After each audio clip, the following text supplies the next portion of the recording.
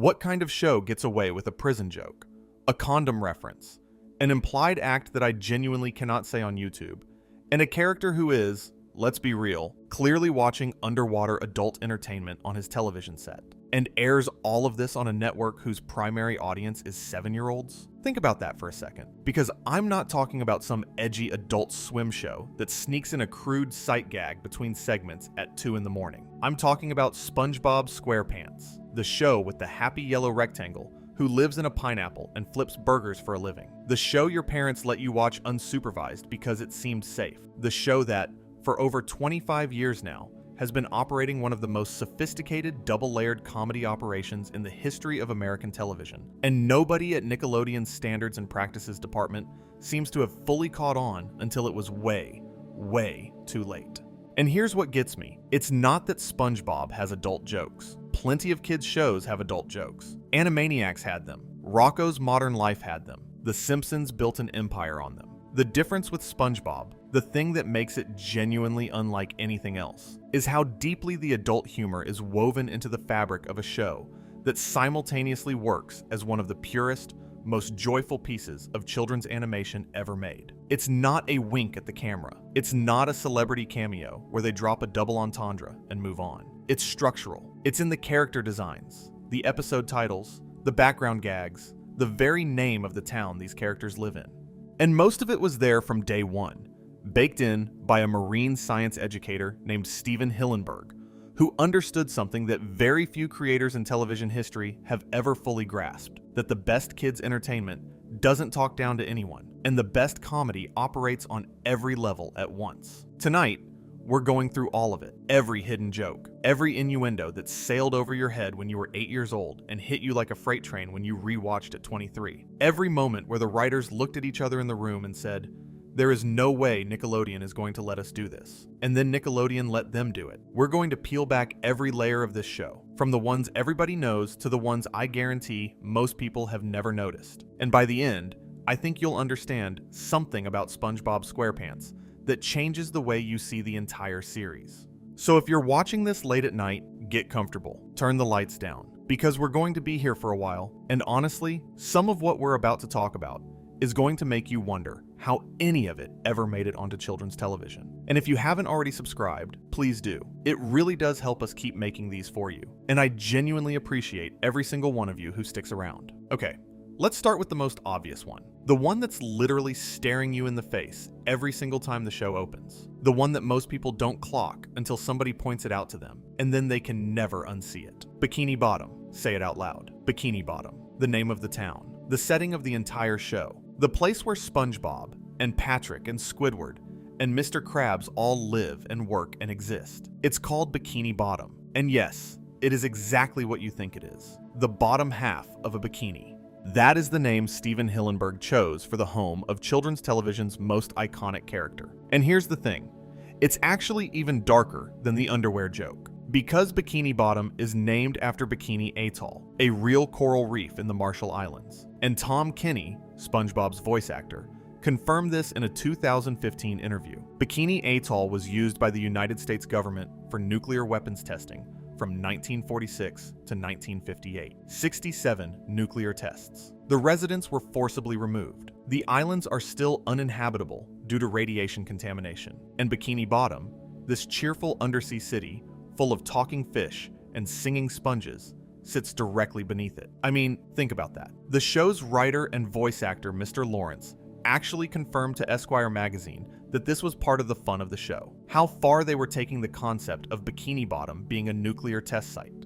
He even said that in the show's internal logic, the whole world above the surface is essentially gone. All that's left is Bikini Bottom. The reason these sea creatures can talk and drive cars and build restaurants isn't magic. It's nuclear radiation. Every explosion in the show replicates the mushroom cloud shape of the actual underwater nuclear detonation that was photographed during the tests. So the very first joke in SpongeBob SquarePants, before the theme song, before SpongeBob says a single word, before anything, is a double entendre about women's underwear that also doubles as a reference to one of the most devastating nuclear testing programs in human history, on Nickelodeon, for children. And they got away with it for over 25 years because it just sounds like a silly underwater name. That's the genius of how this show operates. And I promise you, it only gets wilder from here. Let me take you to Season 2, Episode 1.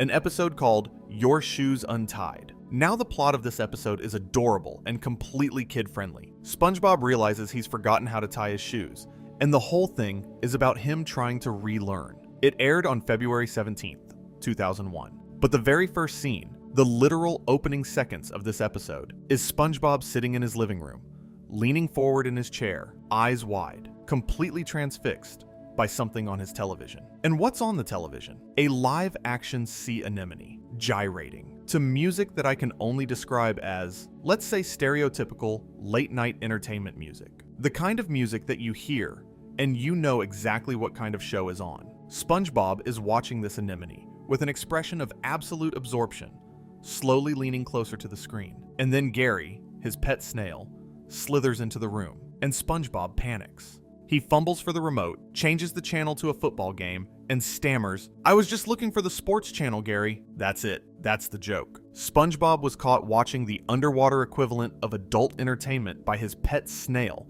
and immediately tried to pretend he was watching sports on a children's show in the first 30 seconds of the episode. And here's what I keep thinking about: the reaction. SpongeBob's eyes go wide. He doesn't calmly change the channel. He panics. He's embarrassed. The show is playing the exact same comedic beat that you would see in a sitcom aimed at adults. The husband who gets caught watching something he shouldn't be watching when his wife walks in. Except it's a sponge and a snail, and it aired at 7 in the evening on Nickelodeon. I've rewatched this scene probably 5 times putting this together, and what strikes me every time is how perfectly it works on both levels.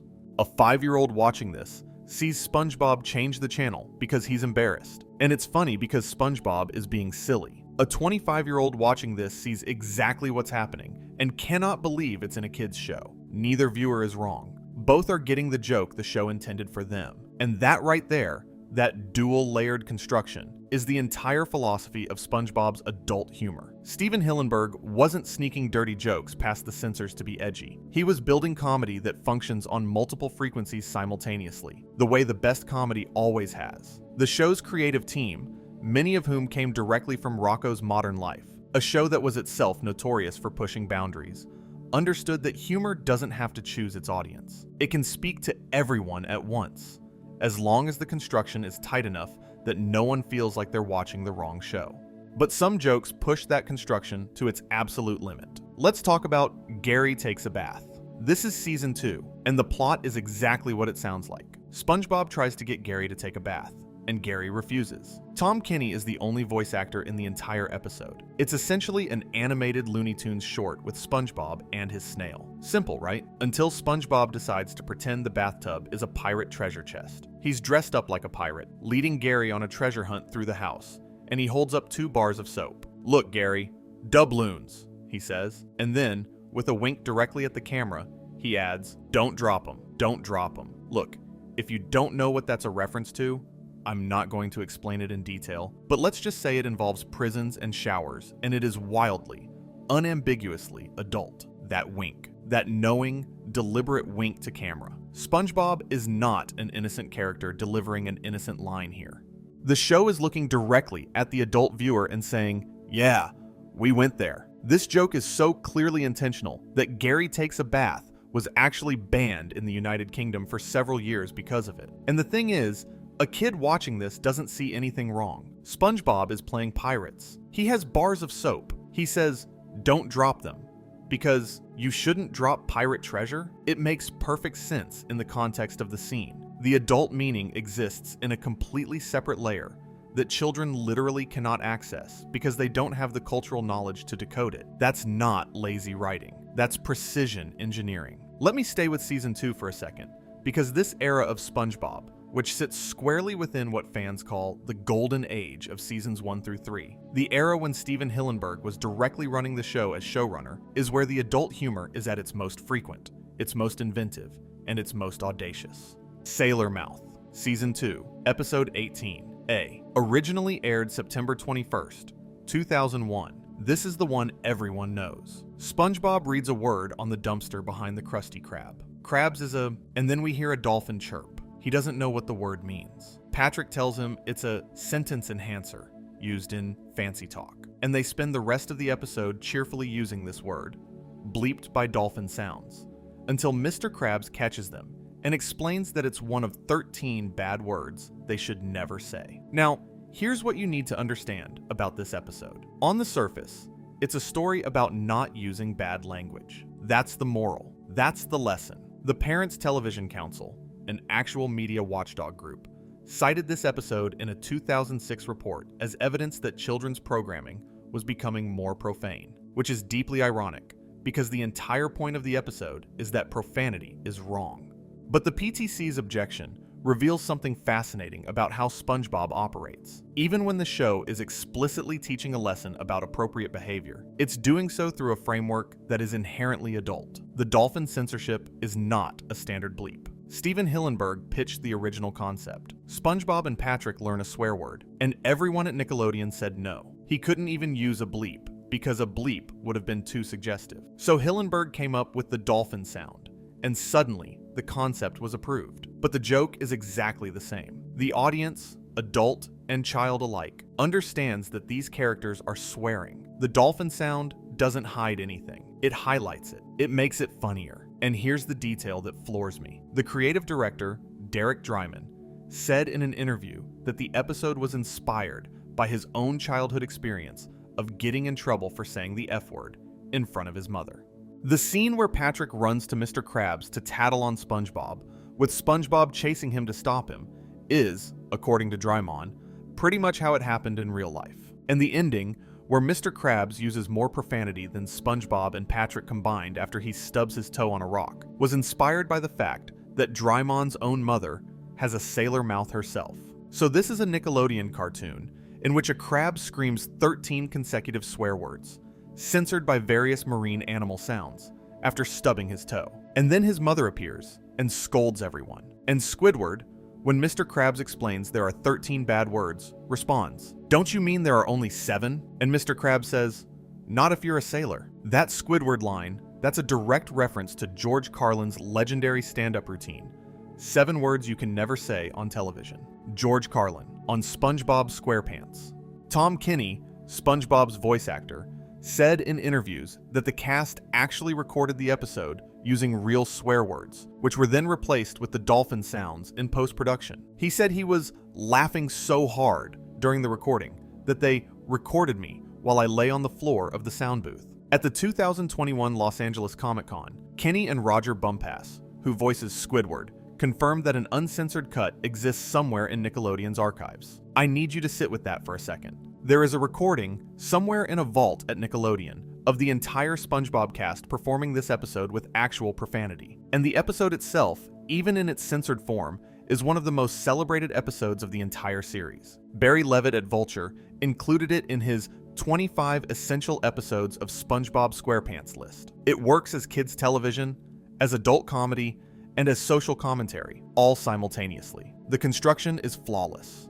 But Sailor Mouth is the episode everyone talks about, the one people point to when they say SpongeBob has adult humor. What I find more interesting, and honestly, more impressive, are the jokes that don't announce themselves. The ones that are so perfectly integrated into the show's texture that you can watch them 50 times as a kid and never notice anything. And then one day as an adult, you're rewatching on a lazy Sunday afternoon, and something clicks and you suddenly think, wait, did they really just? No free rides. Season 2 aired April 14th, 2001. SpongeBob fails his driving test for the 100th time. He scores 6 out of a possible 600. He's not upset. He's excited, because it means he gets to spend another year in Mrs. Puff's class. And as he's leaving, cheerful as ever, he waves and says, "Well, see you next Tuesday. See you next Tuesday." Now, that phrase, if you take the first letter of each word in "see you next Tuesday," you get, well, you get something you absolutely cannot say on television.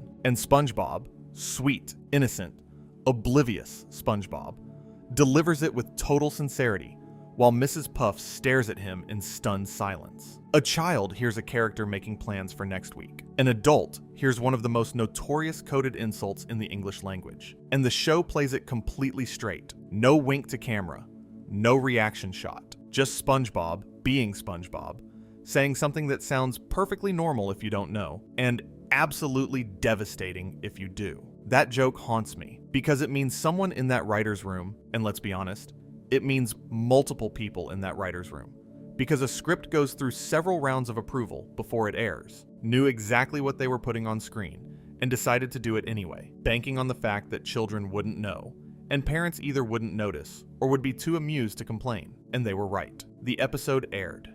Nobody said a word. It's still on every streaming platform. SpongeBob told Mrs. Puff to see him next Tuesday, and Nickelodeon just let it happen. Okay, I need to slow down for a second here, because I realize I've been moving fast, and I want to make sure you understand why all of this matters, beyond just, haha, there's dirty jokes in a kid's show, because this isn't about titillation or shock value. The reason SpongeBob's adult humor works, the reason it's worth a video this long, is that it reveals something fundamental about how Steven Hillenburg and his team thought about comedy, about audiences, and about the relationship between children's media and the wider world. Steven Hillenburg was born in 1961 in Lawton, Oklahoma, and grew up in Anaheim, California. He became fascinated with the ocean as a child. At age 15, he went snorkeling for the first time at Woods Coves in Laguna Beach, and that experience cemented his desire to study marine biology.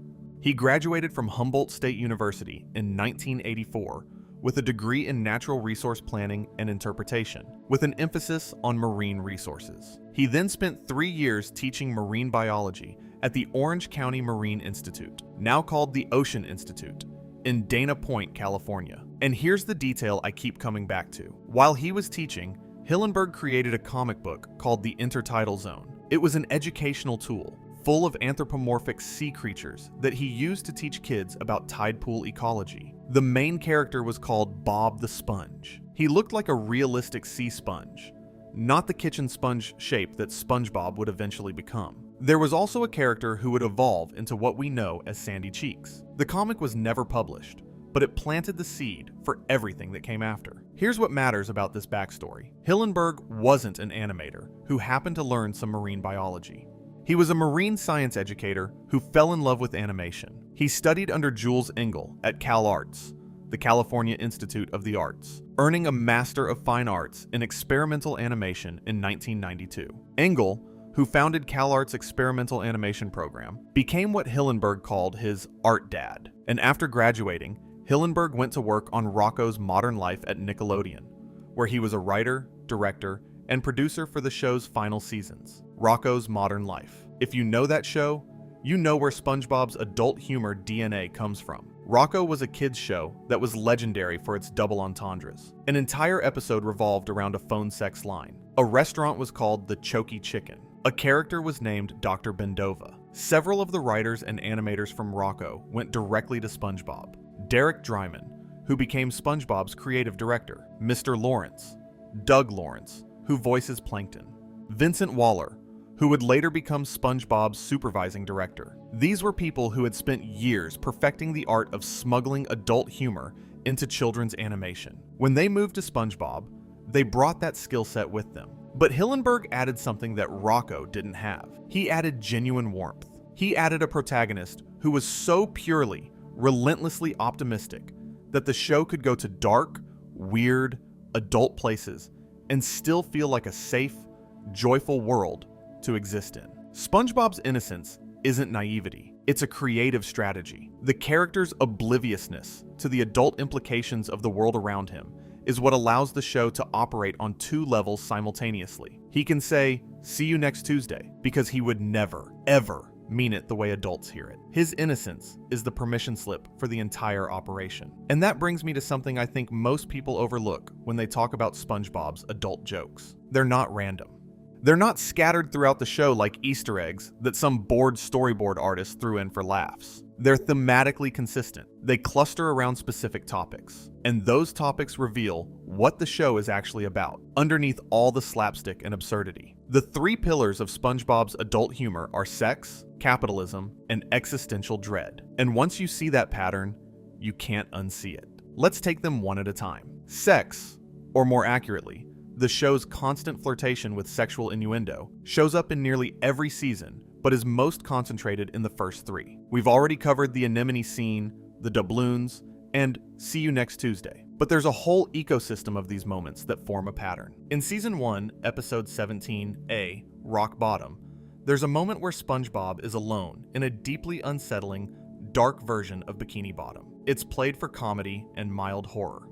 But the design of Rock Bottom, this sunken, distorted place that exists below the normal world, plays differently when you know that fan theories, later partially confirmed by the show's own Mr. Lawrence, suggest that Rock Bottom sits in a nuclear crater from the Bikini Atoll tests. The creatures there are weirder and more mutated than anyone in Bikini Bottom. It's a vision of what happens when the radiation hits harder. In Something Smells, Season 2, Episode 2A, aired October 20th, 2000, SpongeBob eats a terrible sundae made of onions and ketchup, and his breath becomes so foul that everyone recoils from him. Patrick, in his infinite wisdom, convinces SpongeBob that the problem isn't his breath, it's that he's ugly. SpongeBob, in a moment of forced self-acceptance, climbs onto his roof and shouts, "I'm ugly and I'm proud." Squidward, sunbathing next door, hears this and responds, "Is that what he calls it?" The implication that Squidward thinks SpongeBob is publicly declaring something about his personal life that has nothing to do with his appearance is the kind of joke that plays as a throwaway sight gag for kids, and as a completely different, much more loaded statement for adults. Texas, Season 1, Episode 18. So, Sandy is homesick. SpongeBob and Patrick try to cheer her up. At one point, SpongeBob tells Patrick his genius is showing. Patrick immediately looks down, covers the front of his shorts with both hands and says, "Where?" as if genius is the name he's given to a particular part of his anatomy. It's delivered so fast that kids just see Patrick being confused, which is perfectly in character. Adults see something very different. And then there's My Pretty Seahorse, Season 3, Episode 2A, aired March 22nd, 2002. SpongeBob finds a wild seahorse and names her Mystery. He rides her to work, and when a surfer fish named Scooter sees Mystery tied up outside the Krusty Krab, he thinks she's a kiddie ride. He wants to ride her, but can't figure out where the coin slot is. He starts looking around the seahorse's body. The camera doesn't show where he eventually finds it, but he exclaims, "Here it is!" before the seahorse bucks him off and he flies into the distance. I mean, where do I even begin with that one? The coin slot on a seahorse. They animated a character searching a horse's body for a coin slot, and the location of where he finds it is deliberately left to the viewer's imagination, which makes it infinitely worse, or better, depending on your sense of humor, than if they'd actually shown it. The restraint is what makes it so effective. The joke exists entirely in the gap between what you see and what you infer. That's masterful comedic construction. That is a group of animators and writers who know exactly what they're doing. Let me talk about capitalism for a second, because this is where SpongeBob gets genuinely subversive in a way that I think flies under the radar, even for adult viewers. Mr. Krabs, voiced by Clancy Brown, with a performance that somehow makes a sociopathic, money-obsessed crustacean into one of the most entertaining characters on television, is, at his core, a satire of American capitalism. He pays his employees nothing. He would literally let someone die to save a nickel. He has charged SpongeBob to breathe. He has sold inedible food to save money on ingredients. He has, in multiple episodes, shown more emotional attachment to a single dollar bill than to any living creature, including his own daughter. And the adult jokes that orbit Mr. Krabs are almost always about exploitation. In The Two Faces of Squidward, Season 5, Episode 19. A. Squidward becomes supernaturally handsome after a door slams into his face. A mob of fish become desperate for his attention, and Mr. Krabs, without hesitation, starts charging people money for the opportunity to touch Squidward. The concept of exchanging money for physical access to another person's body on Nickelodeon, played for laughs. And the joke works because it's so perfectly in character for Mr. Krabs that you almost don't notice how dark it is. The entire concept of the Krusty Krab is, when you strip away the comedy, a portrait of wage exploitation that would make a labor organizer weep. SpongeBob works grueling hours for, at best, minimal pay, and at worst, pay that Mr. Krabs actually takes back through fines and fees. SpongeBob is the ideal employee in a capitalist nightmare, someone who is so psychologically dependent on his job that he will work for free and thank you for the opportunity. Kids see a funny crab who loves money. Adults see the manager at their first retail job. And then there's the existential dread, because underneath the sunshine and the jellyfishing and the bubble blowing, SpongeBob SquarePants is, and I don't think this is an exaggeration, one of the most existentially aware shows ever aimed at children. Squidward Tentacles is the vessel for this. Squidward is a failed artist. He hates his job.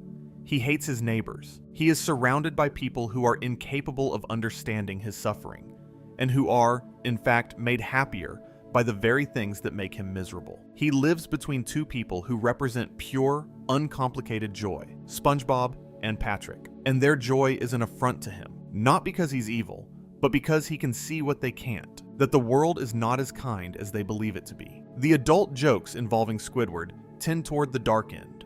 In Are You Happy Now? Season 8, Episode 20, Squidward falls into a deep depression. At one point, he opens his oven, sticks his head inside, and the camera holds for a beat before he pulls out a tray of brownies. Moments later, he takes a rope, loops it over a rafter, and uses it to pull up a birdcage. The show is visually referencing methods of self-harm and then pulling back at the last second. It's doing this deliberately. It's inviting the adult viewer to think the worst, to feel that spike of alarm, and then relieving the tension with a punchline. But the fact that the show goes there at all, that it stages those visual setups, knowing exactly what they suggest, is remarkable for a Y7 rated program. Now I need to talk about the one that crossed the line. The one that Nickelodeon actually pulled, because it tells you everything about where the boundary is, and how long it took SpongeBob to find it. Midlife Crustacean, Season 3, Episode 15B. Originally aired January 24th, 2003. The plot is this. Mr. Krabs is feeling old. He's having a midlife crisis. He asks to join SpongeBob and Patrick on their big night out to feel young again. Their idea of a wild night includes watching laundry in a washing machine, picking up trash under a highway, and going to the dentist. Mr. Krabs is ready to leave, defeated. And then Patrick says the words that changed everything. I guess you're going to miss the panty raid. A panty raid. SpongeBob, Patrick, and Mr. Krabs break into a house and steal women's underwear from a drawer. They hold up a pair of bloomers in triumph. And then, in the episode's punchline, they discover they've broken into Mr. Krabs' mother's house. She catches them. She grounds her fully grown son. This episode aired for 15 years without incident. 15 years. And then, in 2018, Nickelodeon quietly pulled it from rotation. In March 2021, a Nickelodeon representative confirmed to IGN, Midlife Crustacean has been out of rotation since 2018, following a standards review in which we determined some story elements were not kid-appropriate. The episode was removed from Paramount Plus and is currently one of the only SpongeBob episodes unavailable on any streaming platform. You can still find it on older DVD box sets, but Nickelodeon has effectively erased it from the show's digital catalog. And here's what's fascinating to me, and what I keep turning over in my mind. This episode was pulled in the context of the Me Too movement and a broader cultural reckoning with how media portrays behavior that could normalize harassment. The panty raid, which, let's be honest, is breaking into someone's home and stealing their underwear, was viewed through a new lens. Not as a funny escalation of a midlife crisis plot, but as an uncomfortable normalization of violating someone's privacy and personal boundaries. And Nickelodeon decided that the joke wasn't worth the implications anymore. But here's the contradiction that fans immediately pointed out. SpongeBob still airs episodes with suicide jokes. Are You Happy Now? The one with Squidward and the oven and the rope is still on every platform. One Course Meal, Season 7, Episode 1, features Plankton attempting to end his life by lying in the road after Mr. Krabs psychologically tortures him with his fear of whales. That episode is still available everywhere. So a panty raid gets pulled, but implied suicide attempts stay? The inconsistency reveals that Nickelodeon's content standards aren't about protecting children from dark themes in general. They're about protecting the network from specific cultural conversations that might generate bad press. The line isn't drawn at too dark for children. It's drawn at too awkward for Nickelodeon's brand. I want to be clear, I'm not saying the removal was wrong.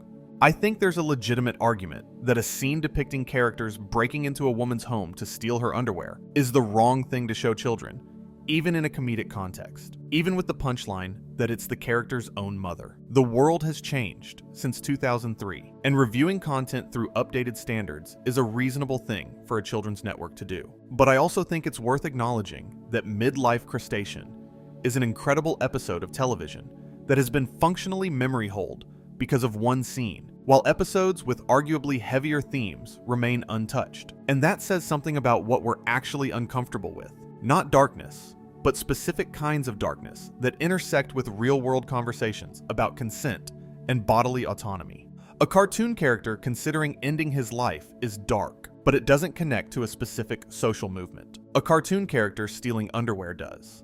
And that makes all the difference to a corporate standards department. Okay, I've been sitting with that one for a while. Let me take us somewhere different. I want to talk about the visual gags, the ones that aren't dialogue-based, the ones that exist entirely in the animation. A single frame, a background detail, a blink and you miss it image that the storyboard artists slipped in knowing that most viewers wouldn't catch it, but the ones who did would lose their minds. Pickles, Season 1, Episode 6B, aired August 21st, 1999. One of the very first episodes of the series. SpongeBob believes he forgot to put pickles on a customer's order, and his entire life falls apart. He can't function. His pineapple becomes a disaster. Mr. Krabs goes to check on him, and finds SpongeBob has completely lost the ability to perform basic tasks. And here's the detail. SpongeBob is wearing his underwear on his head, upside down, with his long rectangular nose protruding through the crotch area.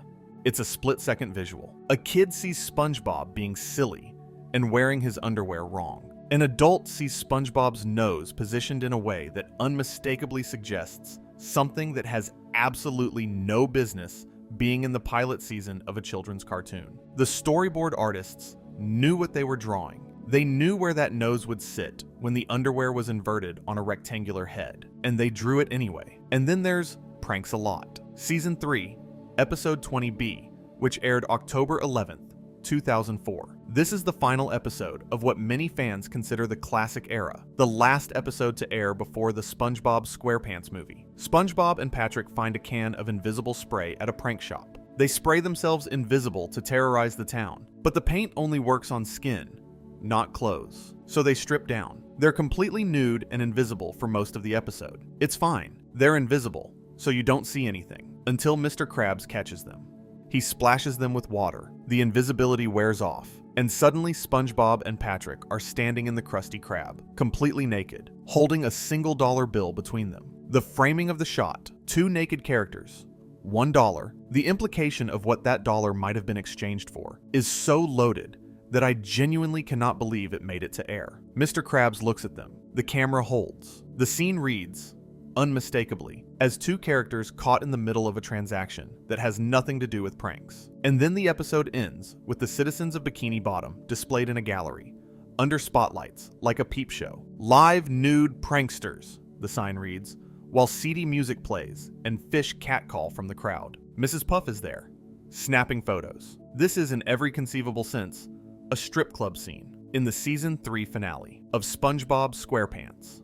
I want to shift gears here, because up until now, I've been mostly talking about the jokes that are hidden behind the surface, the ones you have to decode. But there's an entire category of SpongeBob adult humor that isn't hidden at all. It's right there on the screen, fully visible, and the only reason it works is that children don't have the context to understand what they're seeing. Karate Island, Season 4, Episode 3. A. Sandy has to fight her way through a tower of martial arts masters. The episode is a loving homage to Bruce Lee's Game of Death, with Sandy even wearing a yellow jumpsuit reminiscent of the Kill Bill outfit. On the first floor, she fights a villain named the Tickler. He's French. He has a beret, a striped shirt, a red neckerchief, and he tickles people. His name is the Tickler, and he is French. A French tickler. I'll let you look that one up on your own.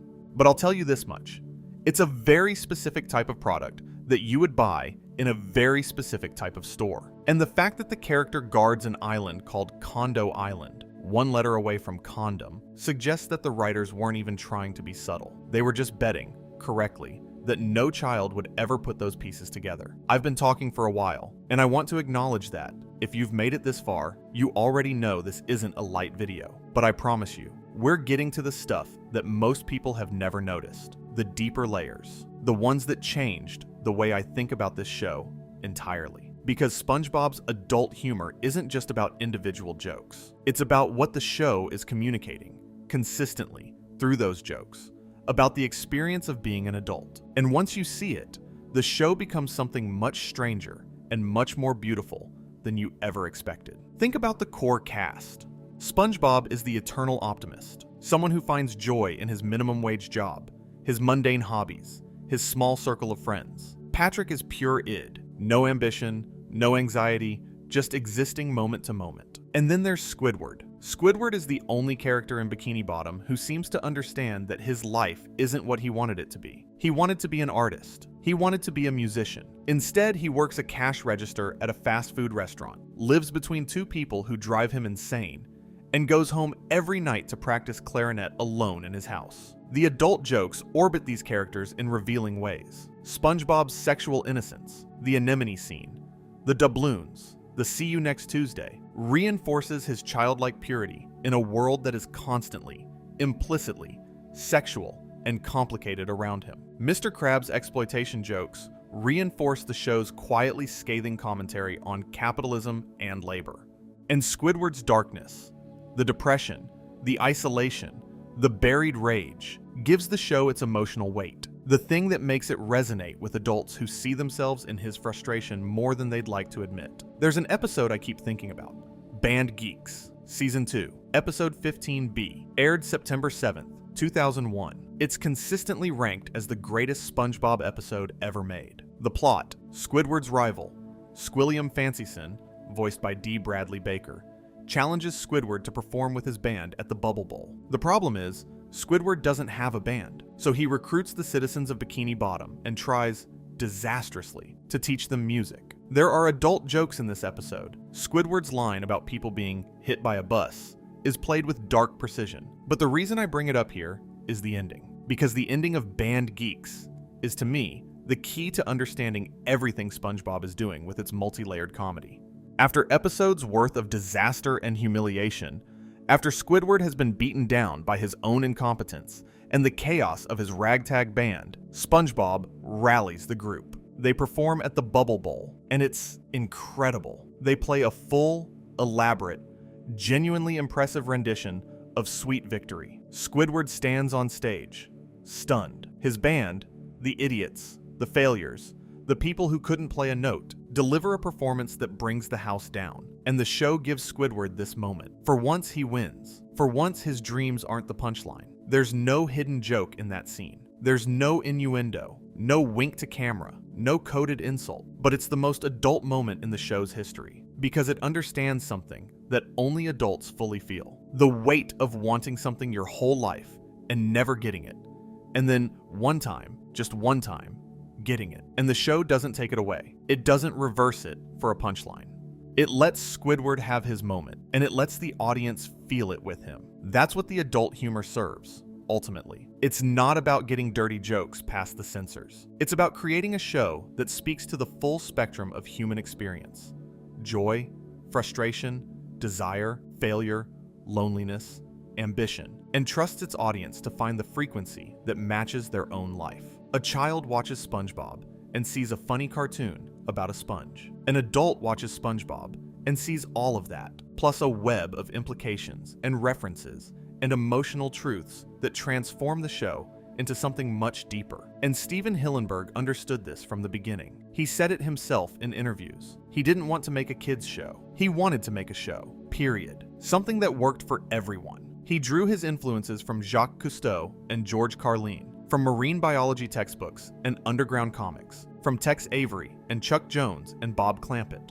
He built SpongeBob at the intersection of all of those things, and the adult humor is the connective tissue that holds it together. Without it, SpongeBob would just be a colorful cartoon. With it, SpongeBob becomes something that an entire generation has grown up with and grown into. A show that kept pace with its audience, revealing new layers as they aged, making them laugh for completely different reasons at 25 than they did at 5, but always, always making them laugh. Let me talk about what happened when Hillenburg left. This is the part of the story that most people don't discuss when they talk about SpongeBob's adult humor, but it's crucial. After the SpongeBob SquarePants movie opened in 2004, Hillenburg stepped back from the show. The movie was always intended to be the series finale. Hillenburg had said, in conversations that multiple colleagues have confirmed, that he didn't want the show to continue past the movie. He saw the movie as the natural end of SpongeBob's story. The character gets the manager position at the Krusty Krab 2. He's proven himself. It's a complete arc. But Nickelodeon had other plans. SpongeBob was a massive commercial property, worth billions in merchandise alone, and the network wanted more episodes. Hillenburg, exhausted and creatively spent, stepped back from the showrunner role. He stayed on as an executive producer, reviewing and approving episodes, but the day-to-day creative direction passed to others, primarily Paul Tibbitt, and later Vincent Waller and Mark Teccarelli, and the adult humor changed. In the Hillenburg era, seasons 1 through 3, the adult jokes are sophisticated. They're layered. They require knowledge that children don't have. They reward rewatching. They're constructed with the precision of a Swiss watch, where the children's version and the adult version coexist in the same scene without either one disrupting the other. In the post-movie era, broadly seasons 4 through 8, though opinions vary on exactly where the shift happens, the adult humor becomes blunter, more obvious, less elegant. The show starts relying more on gross-out humor, on cruelty as comedy, on Squidward suffering not for thematic reasons, but because his suffering is treated as inherently funny. The torture porn style of Squidward episodes, where he's humiliated and abused with no narrative payoff, represents a departure from Hillenburg's vision, where Squidward's suffering always served a larger point about the human condition. I'm not saying there aren't good episodes in this era.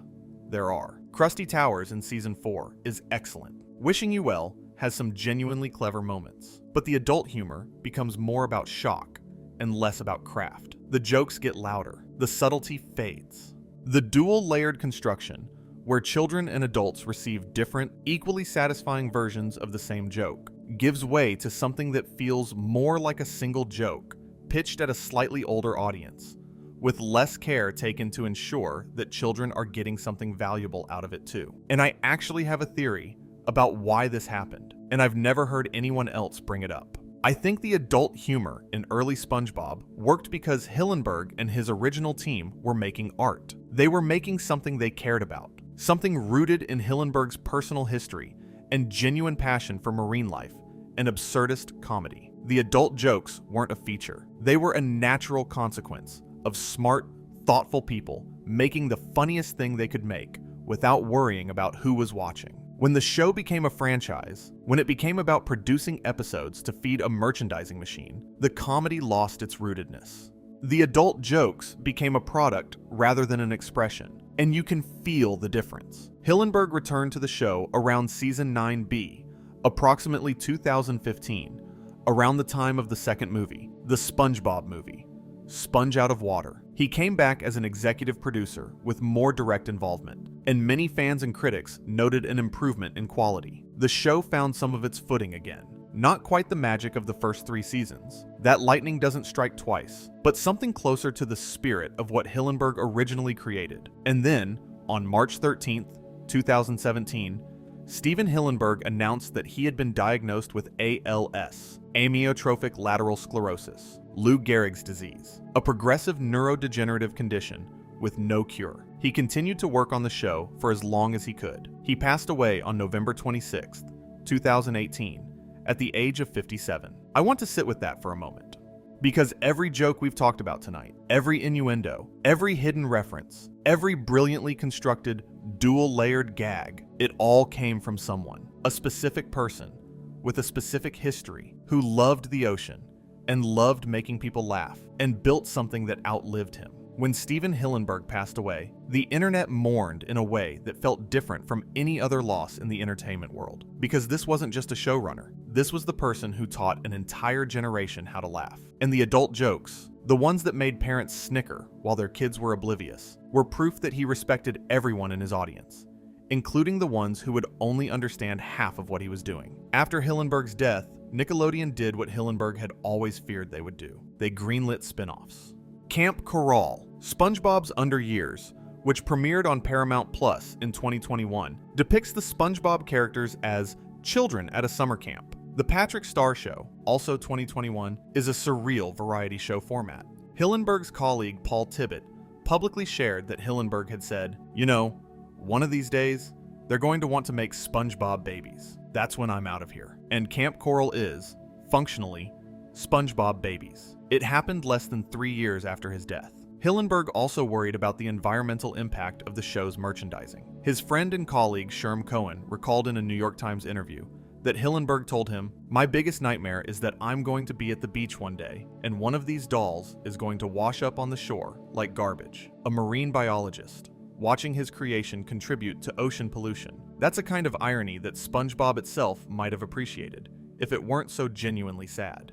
Let me bring this back to the adult jokes, because I think Hillenburg's story recontextualizes everything. The reason SpongeBob's adult humor feels different from every other kid's show, the reason a video like this can be hours long and still feel like we're only scratching the surface, is that it was never about being transgressive. It was about being honest. The adult jokes in SpongeBob exist because Hillenburg believed that the best art doesn't patronize its audience. He believed that comedy should reward attention, that children deserve better than dumbed-down pablum, and that parents shouldn't have to suffer through entertainment made for their kids. The prison joke, the condom reference, the nuclear test site, the cursing episode, these aren't accidents or acts of rebellion. They're expressions of a creative philosophy that says, the world is complicated and funny and sometimes dark and sometimes beautiful, and a truly great show should be all of those things at once.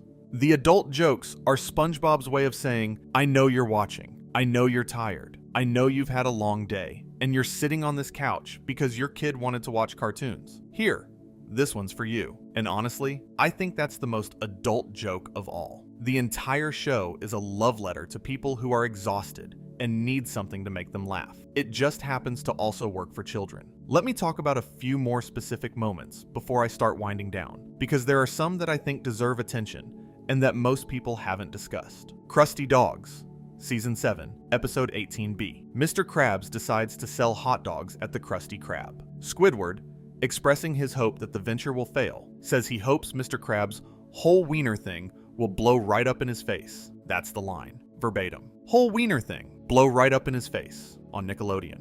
And SpongeBob's face when Squidward says it, the slight widening of the eyes, the barely perceptible pause, suggests that even SpongeBob, oblivious as he is, might have caught the implication. The play's The Thing, Season 7, Episode 9A. Squidward writes a play. SpongeBob makes a balloon sculpture of Squidward to fool a mailman. And the balloons look like condoms. Long, transparent, cylindrical. SpongeBob is blowing up what are very clearly condom-shaped balloons and fashioning them into a Squidward look-alike. And then the balloon's Squidward's nose, which is, remember, the longest and most prominent feature, slowly deflates in the mailman's face. I don't think I need to explain the visual there. The animators knew. They absolutely knew. Bubble Buddy, Season 2, Episode 3B, aired November 16th, 2000. SpongeBob creates an imaginary friend out of bubbles. At one point, there's a background fish whose anatomy appears to be displayed. It's a single frame.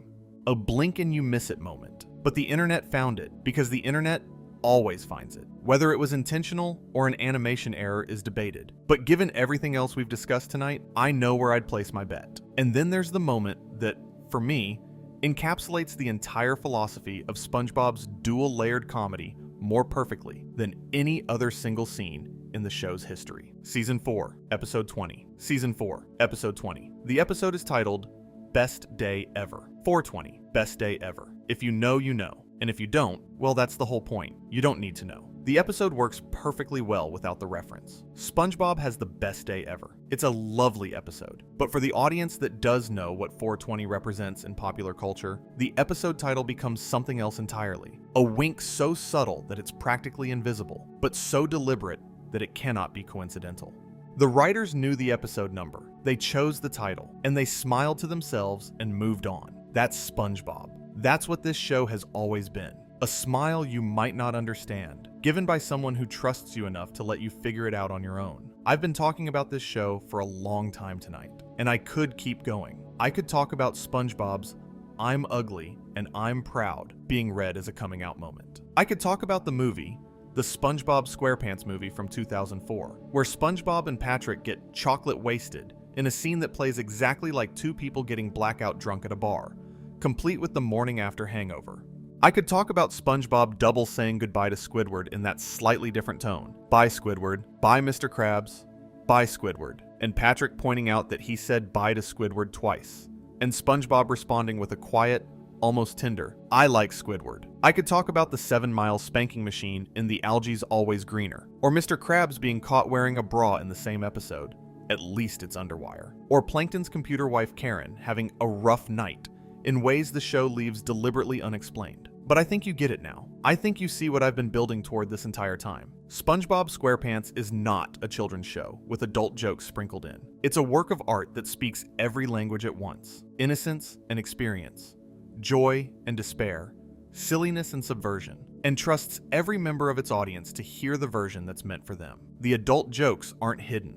They're right there on the surface, in the name of the town, in the shape of the balloons, in the sound of the dolphin bleeps. They're hidden only in the sense that you have to grow up to decode them. And when you do, the show you loved as a child becomes something new. Not something lesser, not something cynical, something richer, something that says, the world is more complicated than you knew. And that's okay. And it's still funny. And honestly, I don't know what Steven Hillenburg would make of all this. I don't know if he'd want a 3-hour video cataloging every hidden innuendo in his life's work. I suspect he might be a little uncomfortable with it, actually. He was, by all accounts, a quiet, humble person who resisted the spotlight and worried about what his creation had become. He once told a former classmate off for introducing him as the creator of SpongeBob. He didn't want to be defined by the thing that made him famous. But I think he'd understand why people care. Because SpongeBob was made by someone who cared deeply, genuinely, about doing something good, about making something that would last, about treating his audience, all of his audience, with respect. And the adult jokes, the hidden layers, the double meanings, they're the proof. They're the signature in the corner of the painting. They're Steven Hillenburg saying, I see you, I know you're there, and I made this for you too. So the question I can't stop asking myself, the one I keep coming back to every time I rewatch these episodes, is this. What would SpongeBob look like without the adult humor? If you stripped out every innuendo, every coded reference, every wink to camera moment, would it still be SpongeBob? Would it still be the show that connected with more people, across more demographics, in more countries, than virtually any other animated series in history? And honestly, I don't know. I've been thinking about it for weeks, and I still don't know. Because the adult humor isn't separate from SpongeBob, it isn't a feature you can remove. It's part of the show's fundamental DNA. The thing that makes it feel alive, that makes it feel like it's talking to you specifically, no matter how old you are. Take it away, and you might still have a funny cartoon, but you wouldn't have SpongeBob. But I'm not done yet. I want to go even deeper into some territory that I think deserves serious attention, because there's an entire dimension of SpongeBob's adult humor that we haven't really explored yet: the cultural satire. The moments where SpongeBob isn't making a dirty joke or a coded reference, but is instead doing something much more sophisticated. It's commenting on adult culture itself in ways that children simply cannot understand, because they haven't lived in that culture long enough. Take Squilliam Returns, Season 3, Episode 11B, aired March 15th, 2003. Squidward's wealthy, successful rival Squilliam Fancyson, again voiced by the incredibly versatile D. Bradley Baker, returns to humiliate Squidward by visiting the Krusty Krab. Squidward, desperate to impress him, lies and says the Krusty Krab is a 5-star restaurant. He then has to transform the greasy fast food joint into fine dining in a matter of hours. He drills SpongeBob, fine dining and breathing. That's all I want you to do. A child watches this and sees Squidward trying not to be embarrassed by his job. An adult watches this and sees something much more specific and much more painful: the experience of performing social status. The desperate need to appear more successful than you are when confronted with someone who has the life you wanted. The specific, excruciating anxiety of knowing that your actual life doesn't match the version of yourself you've been presenting to the world. Squidward doesn't just want to fool Squilliam, he wants to fool himself. He wants to believe, even for one evening, that his life turned out differently. And when SpongeBob inevitably ruins everything, when the fantasy collapses, the expression on Squidward's face isn't just frustration, it's grief.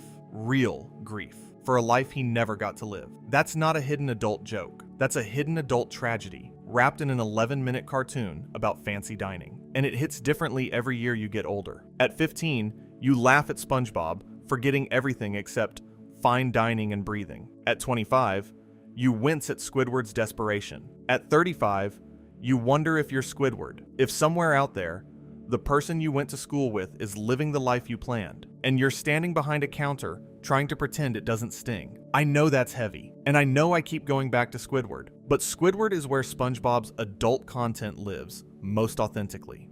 He's the character who bridges the gap between the show's surface-level comedy and its deeper emotional intelligence. Without Squidward, SpongeBob would be fun. With Squidward, SpongeBob is true. Let me talk about dying for pie in a bit more detail, because I glossed over it earlier and it deserves a fuller treatment. This is Season 2, Episode 6A, aired December 28th, 2000. The episode opens on Employee Brotherhood Day. SpongeBob has made a sweater of tears for Squidward. I cried 6,442 tears to make this for you. Squidward, naturally, doesn't care, and buys a pie from some pirates at the back door to give to SpongeBob as a hollow gesture. The problem is that the pie is actually a bomb. When Mr. Krabs discovers this, he tells Squidward that the pie will explode at sunset, killing SpongeBob. And here's where the episode becomes something extraordinary. Squidward, the character who complains about SpongeBob constantly, who describes him as a nuisance, who fantasizes about a life without him, is devastated. He decides to make SpongeBob's last day the best day of his life. They watch the sunset together. They blow bubbles. They do all the things SpongeBob loves, and Squidward has always refused to participate in. And for the first time, Squidward doesn't fight it. He lets himself enjoy SpongeBob's world, because he knows it's ending. As an adult, this episode is almost unbearable to watch, because you know what it's actually about. It's about regret. It's about the things you never say to the people you care about, until it's too late. It's about the moment when you realize that the person who annoyed you every day was also the person who made your life mean something, and now they're gone. The episode resolves with a comedy reveal. SpongeBob didn't eat the pie, so he doesn't explode, although the explosion still happens and destroys the city. But the emotional journey is real. Squidward's grief is real. His decision to spend the day making SpongeBob happy is real. And no child watching this episode understands what it actually means, because they haven't lost anyone yet. They haven't felt the weight of a relationship they took for granted until it was threatened. That understanding comes later, in the rewatch, when you're older and you know what loss feels like. And that's the secret weapon of SpongeBob's adult content. It's not just innuendo and coded language, it's emotional prescience. The show puts experiences in front of children that they won't fully understand until years later. And when those experiences finally click, when a 25-year-old rewatches Dying for Pie after losing a friend or a grandparent and suddenly understands why Squidward spent the day doing everything SpongeBob wanted, the show becomes something it never was before. It becomes a mirror. And that's a kind of genius that no amount of dolphin-censored swear words can match. I want to spend a moment on the show's treatment of the workplace, because I think it's the most sustained piece of adult satire in the entire series.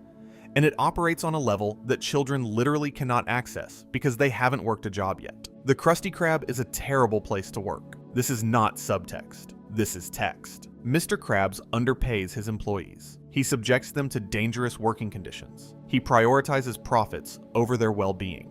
He manipulates SpongeBob's emotional dependence on the job to extract free labor. He has, in various episodes, charged his employees for the privilege of working, deducted phantom expenses from their paychecks, and created policies designed exclusively to benefit himself at their expense. And SpongeBob loves it. SpongeBob loves the Krusty Krab. He loves Mr. Krabs. He loves flipping patties. He would die for this job. He has literally risked his life to protect the Krabby Patty formula. His identity is inseparable from his work, and the show never, ever presents this as unhealthy. SpongeBob's devotion to the Krusty Krab is treated as one of his most endearing qualities. For children, this reads as, SpongeBob is a hard worker who loves his job. That's a positive trait.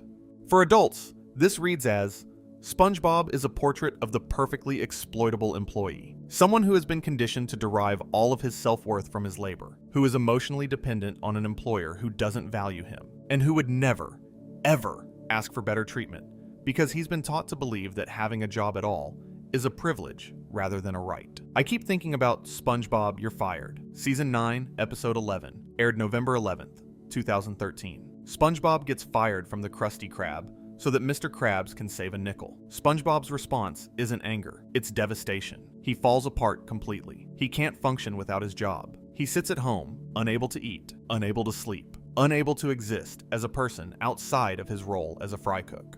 The episode plays this for comedy, but the underlying reality, a character who has no identity outside of his employment, who ceases to function as a human being the moment he loses his job, is one of the darkest things the show has ever depicted. And here's what gets me. The episode aired in 2013, during a period of significant economic anxiety in the United States. Unemployment was a daily news story. People were losing their jobs, their homes, their sense of self. And SpongeBob SquarePants put out an episode about a character being fired to save a nickel, falling apart completely, and ultimately being rehired, not because his boss values him, but because the boss can't find anyone else willing to work for so little. It's a satire of at-will employment, of the gig economy, of the entire relationship between American workers and the corporations that employ them. And it aired on Nickelodeon during the Saturday morning cartoon block for children who wouldn't understand any of this for another 15 years. That's the thing about SpongeBob's workplace satire. It ages like wine. A kid watches it and sees a funny restaurant with a mean crab and a happy sponge. A teenager watches it and starts to recognize the dynamics. A 20-something watches it after their first retail job and thinks, "Oh no, I know this place. I've worked here." And a 30-something watches it and realizes that Squidward's dead-eyed stare at the cash register isn't just a character trait. It's the facial expression of every worker who has ever been trapped in a job they hate, surrounded by people who don't understand their pain, counting down the hours until they can go home. Let me touch on something that I think connects all of these threads: the show's relationship with time and mortality. Because SpongeBob SquarePants is, beneath everything, a show about impermanence, and the adult humor, all of it, circles this theme like a moth around a flame. SpongeBob doesn't age. The show exists in an eternal present. Tomorrow always comes, and it's always the same. SpongeBob will always work at the Krusty Krab. Squidward will always be miserable. Patrick will always be under his rock. Mr. Krabs will always count his money. The status quo resets at the end of every episode. Nothing changes. For children, this is comforting. The world of Bikini Bottom is stable, predictable, safe. Your favorite characters will always be there. The Krusty Krab will always be open. SpongeBob will always be ready. For adults, this is existentially terrifying because adults know that the real world doesn't reset. Adults know that time moves forward, that things change, that people leave and don't come back.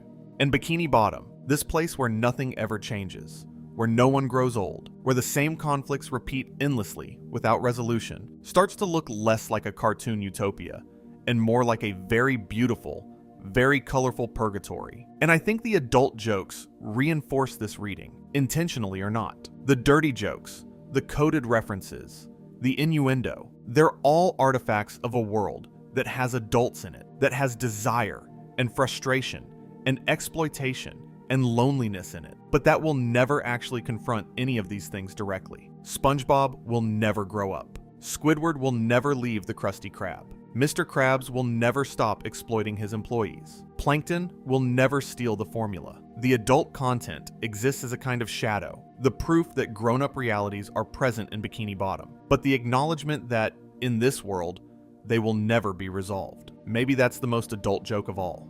The idea that you can see the problems clearly, the exploitation, the loneliness, the unfulfilled dreams, the quiet desperation, and still keep showing up. Still keep flipping burgers. Still keep playing clarinet. Still keep catching jellyfish. Not because the problems aren't real, but because the alternative, giving up, walking away, admitting that the world is exactly as bleak as it sometimes seems, is worse than the illusion. SpongeBob SquarePants is the best argument I've ever seen for the therapeutic value of denial. And I mean that as the highest possible compliment. Okay, I've been going a long time. You're probably tired. I'm definitely tired. Let me tell you one more thing, and then I'll let you sleep. There's a detail about the show's production that I learned while researching this video, and it stayed with me in a way I didn't expect. During the recording of Season 2, the voice actors would often improvise lines that went beyond what was written.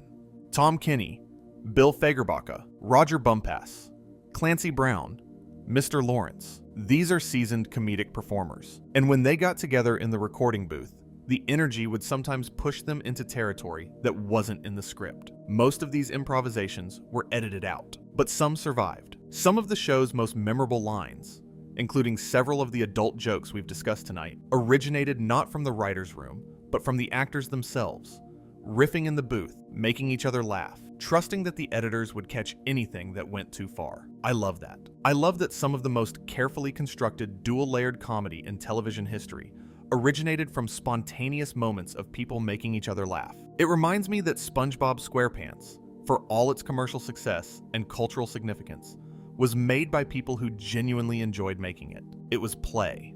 Sophisticated, brilliant, occasionally filthy play, but play nonetheless. And you can feel that joy in every episode, in every hidden gag, in every dolphin-censored expletive. The show is fun because the people who made it were having fun. And maybe that's the real answer to my original question. What kind of show gets away with all of this? A show where the people making it love what they're doing so much that the joy bleeds through every frame, even the frames with prison jokes in them. A show where the passion is so evident that audiences, children and adults, critics and casual viewers, Nickelodeon executives, and Parents Television Council watchdogs can't help but respond to it, even when they probably shouldn't. SpongeBob SquarePants got away with everything because it earned the right to try, because Steven Hillenburg and his team built something so warm, so funny, so fundamentally decent that the occasional dirty joke felt like a bonus rather than a transgression.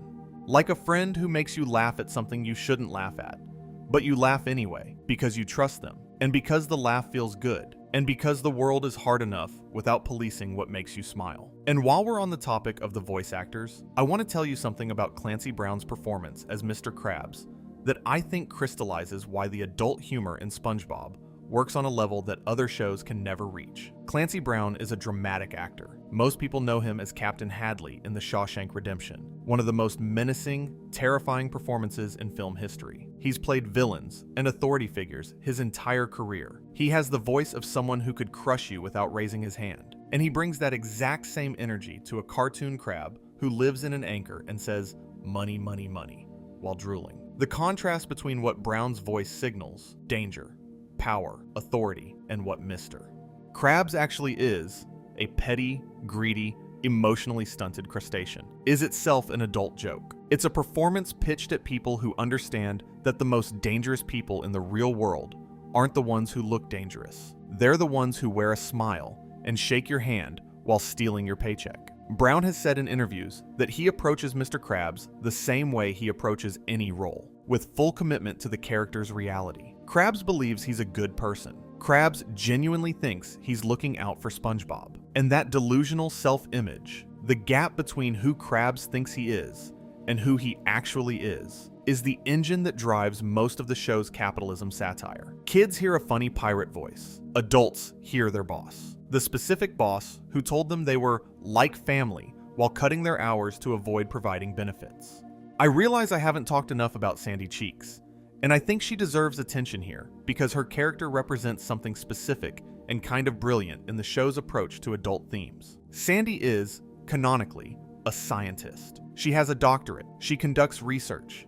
She builds technology. She is the most intelligent character in Bikini Bottom by a significant margin. And she lives inside a sealed dome because she cannot survive in the same environment as everyone else around her. She is, metaphorically, the smartest person in the room, who is also the most isolated. The adult humor surrounding Sandy tends toward a different register than the show's other characters. Sandy doesn't get sex jokes or exploitation jokes. She gets competence jokes. Jokes about being overqualified, about being underestimated, about being the only person in the room who actually knows what's going on, while everyone around her ignores her expertise. There's a recurring bit where Sandy presents a scientific solution to a problem, and everyone ignores it in favor of SpongeBob's idiotic alternative, which invariably makes things worse. A child sees this as funny because SpongeBob's ideas are silly. An adult sees this as the experience of being the qualified person in a meeting where the loudest voice wins, regardless of merit. And then there's her relationship with SpongeBob, which the show plays with in ways that range from sweetly innocent to genuinely ambiguous. In the first movie, there's a moment where SpongeBob and Sandy are clearly coded as having romantic feelings for each other, but neither acts on it. In various episodes, they practice karate together in ways that are framed with suspicious intensity. Grunts, heavy breathing, exhausted collapses. And the show lets the viewer decide what karate actually represents.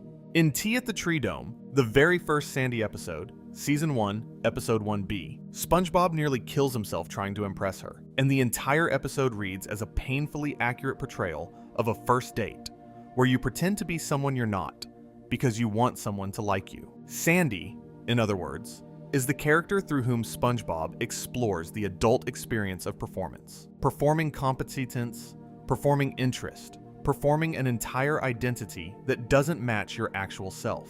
And children see none of this, because children haven't learned to perform yet. They're still authentic. The gap between who they are and who they present to the world hasn't opened yet. By the time it does, by the time they understand what it means to smile when you're not happy, to nod when you don't agree, to laugh at a joke that isn't funny because the person telling it has power over you, SpongeBob has already given them a vocabulary for that experience. They just don't know it yet. Let me go back to the visual comedy for a moment, because there's one more category of adult visual gag that I want to highlight. It's not about hidden anatomy or suggestive framing. It's about visual references to specific pieces of adult culture, movies, art, music, literature, that children cannot possibly recognize. SB 129, Season 1, Episode 14A, aired December 31st, 1999. Squidward accidentally freezes himself in the Krusty Krab freezer and wakes up in the future. The entire episode is a homage to science fiction cinema. 2001, A Space Odyssey, The Terminator, The Time Machine. The future Bikini Bottom is depicted with chrome and neon and robots, and the past is prehistoric and surreal. When Squidward becomes trapped in an empty white void, the nowhere, the visual reference is unmistakably to the featureless white spaces of experimental cinema and gallery art. A child sees a weird white room. An adult who has any familiarity with avant-garde film or conceptual art sees a loving, precise parody of a specific aesthetic tradition, and this happens constantly. Frankendoodle, Season 2, Episode 14. A is a sustained parody of Frankenstein, complete with the hubris of creation and the horror of watching your creation turn against you. Nasty Patty, Season 3, Episode 4A, is a surprisingly faithful noir thriller with camera angles and lighting that directly reference films like Double Indemnity and The Third Man. Rock Bottom, Season 1, Episode 17. A channels the atmospheric horror of Eraserhead and Blue Velvet, with its distorted environments and uncomfortable silences. These aren't hidden jokes in the traditional sense. Nobody is sneaking in a swear word or a sexual innuendo, but they are adult content. Content that requires adult cultural knowledge to fully appreciate. A child watches Nasty Patty and sees SpongeBob and Mr. Krabs trying to hide a body. An adult watches Nasty Patty and sees that plus a meticulously crafted homage to film noir, complete with dramatic shadows, guilty conscience voiceovers, and a comedic structure that mirrors the guilt spiral narratives of classic crime films. This is the broadest definition of adult humor in SpongeBob, and I think it's the most important one, because it reveals that the show's dual-layered construction isn't limited to dirty jokes. It extends to the entire creative enterprise, the visual language, the narrative structure, the musical cues, the cultural references. Every element of SpongeBob is built to operate on at least two levels, and the adult level is always there, always available, always rewarding for anyone with the context to access it. I mentioned earlier that SpongeBob's adult humor changed after Hillenburg stepped back from the show following the first movie. I want to expand on that, because I think the evolution of the show's adult content tells a larger story about what happens when a creative vision becomes a corporate product. In seasons 1 through 3, the adult humor is organic. It grows naturally from the characters and situations. SpongeBob says, "See you next Tuesday," because it's something a cheerfully oblivious character would say. The doubloons joke works because SpongeBob is playing pirates. The anemone scene works because it builds from SpongeBob's established routines. The adult layer is inseparable from the children's layer because both emerge from the same creative source. Starting in season 4 and becoming more pronounced in seasons 5 through 8, the adult humor starts to feel more deliberate, more calculated. The jokes feel less like natural extensions of the characters and more like gags that were engineered to appeal to the show's growing adult audience. An audience that had been children when the show started and was now in their mid to late teens. The balance shifts. The subtlety recedes. The show starts making jokes that are obviously adult, rather than jokes that happen to work on an adult level. You can feel the difference in the writing. A Hillenburg-era adult joke trusts you to get it. A post-Hillenburg adult joke makes sure you get it. The former respects your intelligence. The latter flatters it. And while the post-Hillenburg era still produced great episodes and great moments, the specific magic of the early seasons, that feeling of discovering a hidden layer that was always there, waiting for you to grow into it, becomes rarer. When Hillenburg returned to more active involvement around Season 9B, after the second movie, some of that subtlety came back. Episodes like Mimic Madness and Feral Friends feel more like vintage SpongeBob, with adult content that's woven into the fabric rather than bolted on. But Hillenburg was already fighting ALS by this point, and his involvement was necessarily limited. The show he returned to was not the show he'd left. It was bigger, louder, and more aware of its own adult audience, which paradoxically made it less effective at reaching that audience. The best adult humor doesn't know it's being watched by adults. It just exists, fully formed, waiting to be discovered. I think there's a lesson in this for anyone who makes things. SpongeBob's adult humor worked best when it wasn't trying to be adult humor, when it was just humor, made by funny people who cared about their craft and trusted their audience to meet them where they were. The moment the show became conscious of its adult fans, the moment it started trying to be the show that adults loved, something essential was lost. Not everything, but something. And that something, I think, was innocence. Which is ironic, given that we've spent this entire video cataloging the ways in which SpongeBob is decidedly not innocent. But the show's innocence was never about the content. It was about the approach. Hillenburg and his team weren't making adult jokes. They were making jokes. Full stop. The adult layer emerged because they were smart, thoughtful, experienced people who had lived adult lives and couldn't help but let that experience seep into their work. The adult content was an exhaled breath, not a calculated decision. And when it became a calculated decision, it changed. You know, there's a quote, and I'm paraphrasing because I want to be careful, from Steven Hillenburg, where he talked about the show coming from something that was precious. He wanted people to see the plankton, and the crabs, and the starfish, and want to take care of the oceans. That was his mission. Not to create the fourth longest running American animated series. Not to launch a $13 billion merchandise empire. Not to become the most memed show in internet history. He wanted to make people care about sea creatures. Everything else, the adult jokes, the cultural impact, the legacy, was a side effect of doing that one thing with enough love and skill. I keep coming back to that because it means that every prison joke, every condom reference, every dolphin-censored F-bomb was born from the same impulse that made Hillenburg create the intertidal zone at the Orange County Marine Institute in the mid-1980s. The impulse to teach, to share, to connect people with something they didn't know they cared about. The adult humor in SpongeBob isn't separate from its educational mission. It is the educational mission. It's Hillenburg teaching adults the same lesson he taught kids in his marine biology classes, that the ocean is weird and wonderful and full of things you never expected. And if you pay attention, if you really look, you'll see more than you ever thought was there. And that's SpongeBob SquarePants, a show about a sponge who flips burgers, a show about the ocean, a show about loneliness and capitalism, and dirty jokes, and existential dread, and the color yellow. A show that was made by a marine biologist who became an animator, who worked with comedians from the edgiest kids show on television, who built something that speaks to 5-year-olds and 50-year-olds with equal fluency, and who spent his last years fighting an incurable disease while still reviewing scripts about a cartoon character he'd created in a comic book for Tide Pool students 20 years earlier. Everything SpongeBob is, every joke, every layer, every hidden meaning is the work of that man. And the adult humor, for all its coded references and plausible deniability, is the part of the show where you can feel his presence most clearly. It's Steven Hillenburg, looking at you through the screen, making you laugh at something you probably shouldn't be laughing at, and trusting that you understand why it's funny. I miss him. I never met him, but I miss him, and I think you do too. There's one more category of adult humor in SpongeBob that I want to explore before we start landing this thing. And it's the one that I find most fascinating from a production standpoint. The background gags. The things happening in the margins of the frame that the camera doesn't linger on, that the dialogue doesn't acknowledge, and that you will absolutely miss unless you're watching frame by frame on a high-definition screen. SpongeBob is filled with these.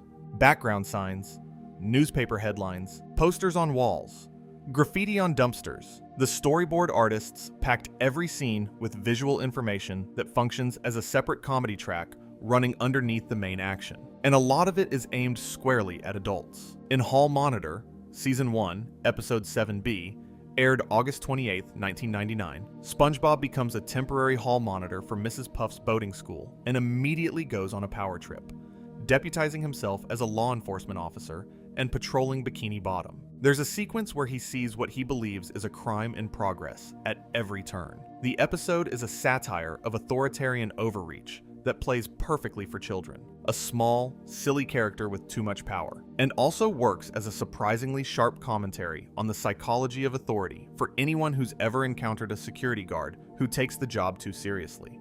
But here's the detail that gets me. During SpongeBob's patrol, there are background elements that suggest Bikini Bottom has a genuine crime problem. Broken windows, abandoned buildings, fish lurking in alleyways. The show builds an entire environmental narrative in the background that the main plot never addresses. A child sees SpongeBob being silly in a uniform. An adult who pays attention to the backgrounds sees a portrait of urban decay that makes SpongeBob's misguided patrol feel less like overreach and more like the desperate response of a community that's been abandoned by its actual institutions. Am I reading too much into this? Maybe, probably. But that's part of what makes SpongeBob so rewarding to analyze. The show is dense enough, rich enough, layered enough that it supports close reading the way a great novel does. You can always find more. There's always another detail, another angle, another way in.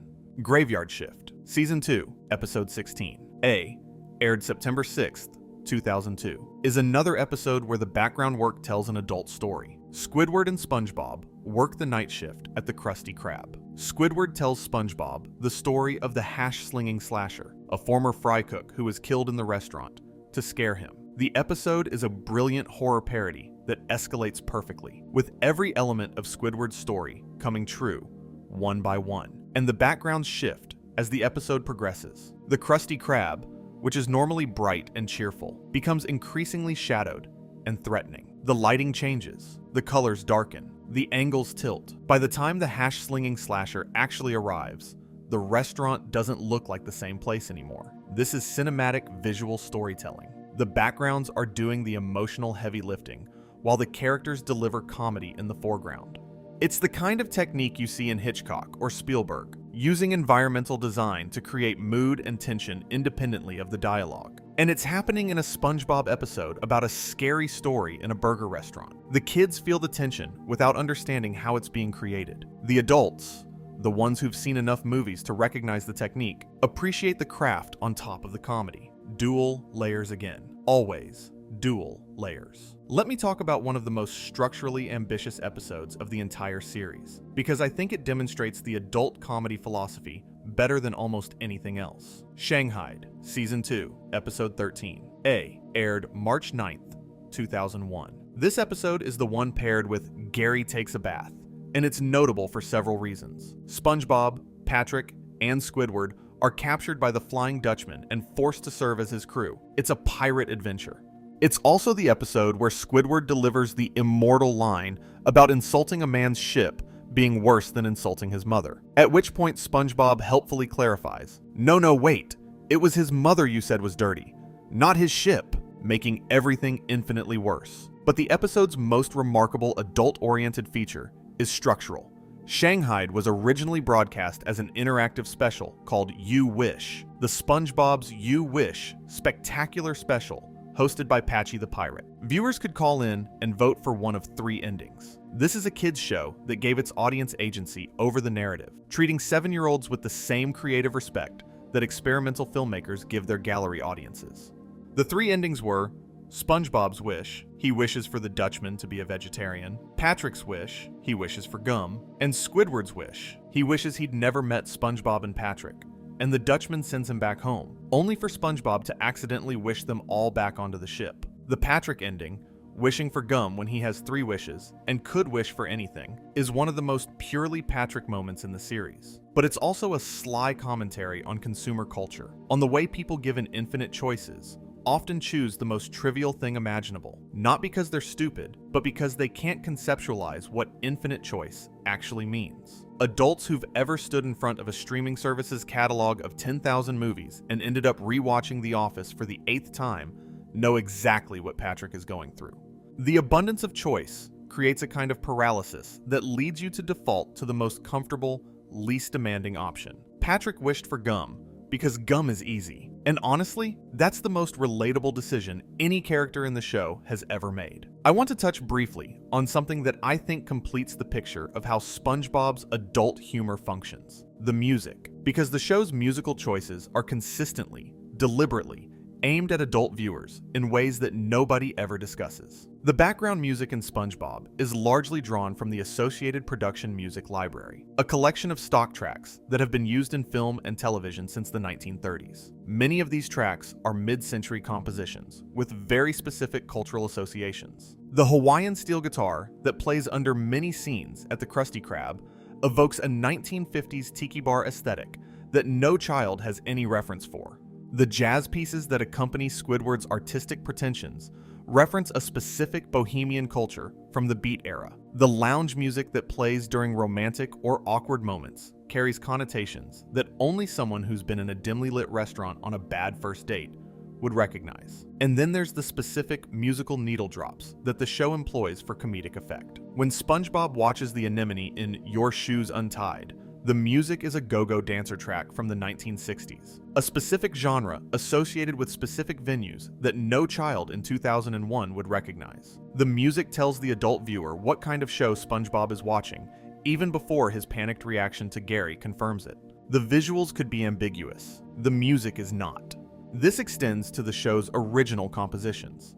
Goofy Goober Rock, from the first movie, a hair metal power ballad performed by SpongeBob in a transformed Guitar Hero sequence, is a pitch-perfect parody of 1980s arena rock, complete with smoke machines, light shows, and pelvic thrusts. A child sees SpongeBob being cool. An adult sees a loving, precise satire of a specific moment in rock music history that peaked decades before the show's target audience was born. The music in SpongeBob is the hidden adult joke that nobody talks about, because it operates below conscious awareness. You don't analyze the music in a kid's show, you just feel it. And what you feel, if you're an adult, is a constant stream of cultural references that place you in a specific emotional and historical context that the show's actual plot never acknowledges. It's another layer, another frequency, another way in.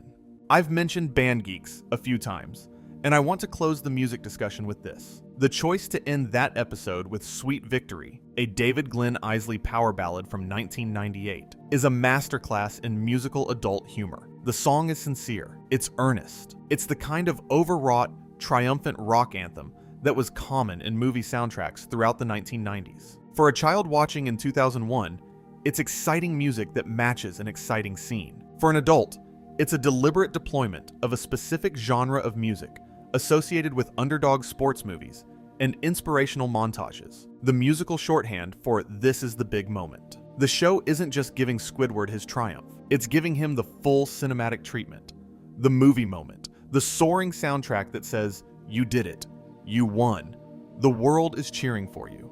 And the fact that it works, that it's genuinely moving, that it makes you feel things, that the Super Bowl halftime controversy in 2019 happened specifically because fans wanted to hear this song performed live, proves that the adult layer and the emotional layer can be the same thing. The joke and the feeling coexist. That's SpongeBob. All of this, every episode, every joke, every musical cue, every background gag, every voice performance, every carefully constructed dual-layered comedy bit comes from the same place. A marine science educator from Anaheim who thought the ocean was funny and sad and beautiful and worth paying attention to. A man who drew comics for Tide Pool students and ended up creating one of the most commercially successful entertainment properties in human history. A person who worried about his toys washing up on beaches and who told his colleagues he'd leave if they ever made SpongeBob babies. They made SpongeBob babies. He wasn't there to leave.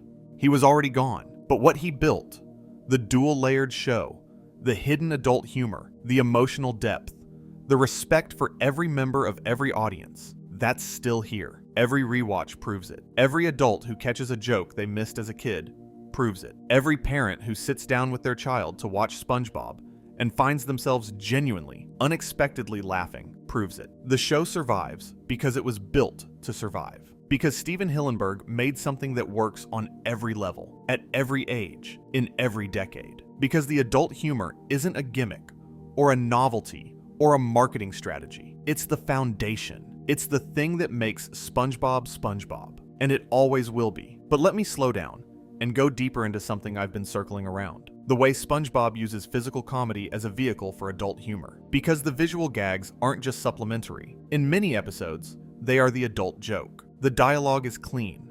The scene reads as perfectly innocent on paper. But what the animators actually draw, what they choose to frame, and how transforms an innocent scene into something entirely different. I keep thinking about Squid-tastic Voyage, Season 4, Episode 11. A. SpongeBob and Patrick shrink themselves to retrieve a clarinet reed stuck in Squidward's throat. Standard cartoon fare, right? Except there's a moment where SpongeBob is attempting to extract the clarinet from inside Squidward's body. And from the outside, all anyone can hear are strange, rhythmic sounds. A mother walking past Squidward's house hears the noises, covers her child's ears, and looks at the house with an expression of absolute disgust. The joke is entirely about framing. Nothing inappropriate is happening. SpongeBob is pulling on a clarinet, but the show deliberately places the camera outside the house, removes the visual context, and lets the sounds do the work. The viewer inside Squidward's body knows it's innocent. The viewer outside, represented by that disgusted mother, here's something completely different. The show is asking the audience to do the math themselves, and for adult viewers, the math leads somewhere very specific. That technique, letting the audience's imagination do the heavy lifting, is something the SpongeBob writers mastered early and never really abandoned, even in the later seasons. It's a lesson they learned from classic animation. Chuck Jones did it. Tex Avery did it. The Looney Tunes were full of moments where the joke wasn't in what was shown, but in what was suggested. SpongeBob applies that exact principle, but in a context where the primary audience is children, which makes the stakes higher and the execution more impressive. And this connects to something I've been thinking about a lot in the process of making this video: the idea of plausible deniability. Every adult joke in SpongeBob has plausible deniability, every single one.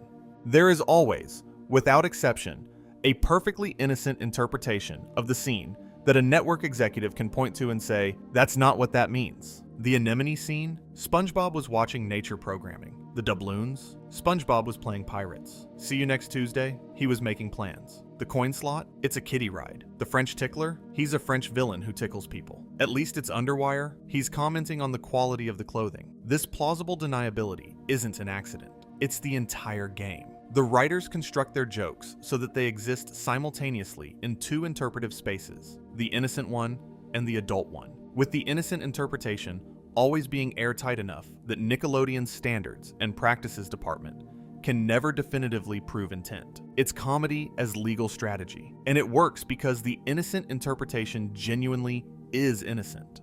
A child watching these scenes doesn't see anything wrong. The jokes aren't broken if you don't get the adult layer. They just also work on a different level if you do. I want to spend some time on an area that I think gets overlooked entirely in these conversations. The way SpongeBob uses language itself as adult humor. Not specific jokes or innuendos, but the actual construction of dialogue as a vehicle for meaning that children can't access. Texas, Season 1, Episode 18A, aired January 22nd, 2000. Sandy is homesick. She sings a song about Texas. SpongeBob tries to lure her back to her friends by insulting Texas, and in his rant, he pronounces Texas as Texas multiple times, with emphasis. The show doesn't acknowledge it. Nobody reacts. SpongeBob just keeps saying Texas over and over while the plot moves forward.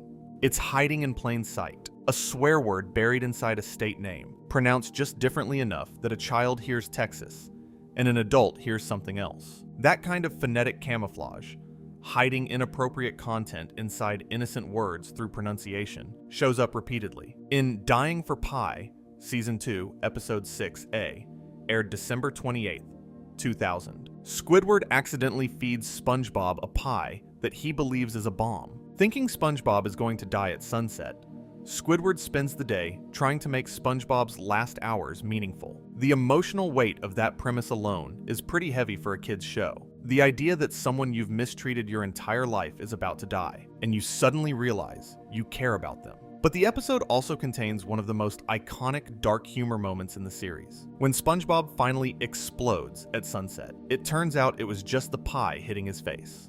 The explosion is real. It devastates the entire city, but SpongeBob is fine. The fake out is brilliant because it works both as slapstick comedy for children and as a meditation on mortality and regret for adults. Let me talk about the SpongeBob SquarePants movie, the 2004 film, the one directed by Hillenburg himself.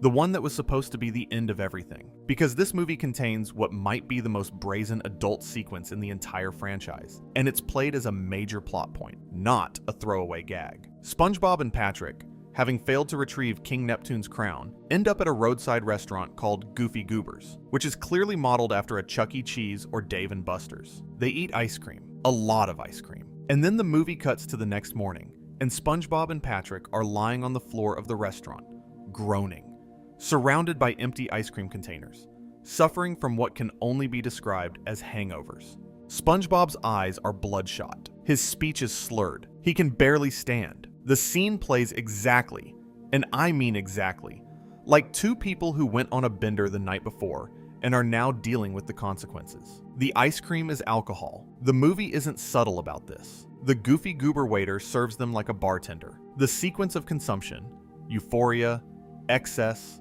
loss of control, unconsciousness, and then miserable awakening, mirrors the trajectory of a night of heavy drinking with surgical precision. The fact that it's ice cream doesn't change anything. The visual language, the pacing, the staging, the sound design, it's all drawn from the iconography of alcohol consumption. Children see two characters eating too much ice cream. Adults see something they've probably lived through themselves. And here's the thing that nobody talks about. The movie was rated PG, not G. PG. Parental guidance suggested.